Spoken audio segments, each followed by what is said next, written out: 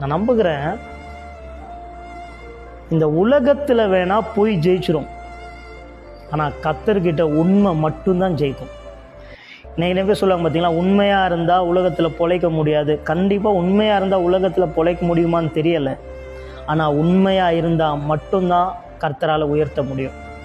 யாருமே இல்லை, கூப்பிடுவது அந்த எஜமானி, யாருக்கிட்டையும் சொல்ல போகிறதும் கிடையாது. வசனம் தெளிவாய் சொல்லுகிறது, அந்த வீட்டில் யாருமே கிடையாது. யாருமே இல்லாட்டாலும் தான் கிட்ட கொடுத்துருக்கிற அந்த பொறுப்பில் என்கிட்ட இருக்கிற எல்லாவற்றையும் நான் எப்படி இருக்கணும்னு சொன்னால் உண்மை உள்ளவனா. ஏன் உண்மை உள்ளவனா இருக்கணும்னா, என்னை பார்க்க ஒரு தேவன் இருக்கிறார். அதன் நிமித்தம் யோசேப்பு எப்படி இருக்கிறான்னு சொன்னால் உண்மையாக இருக்கிறான். கவனிங்க, உண்மையாக இருந்தால் இந்த உலகம் அநேகருக்கு தண்டனையை கொடுக்கும், அநேகர்களுக்கு உயர்வை கொடுக்காது.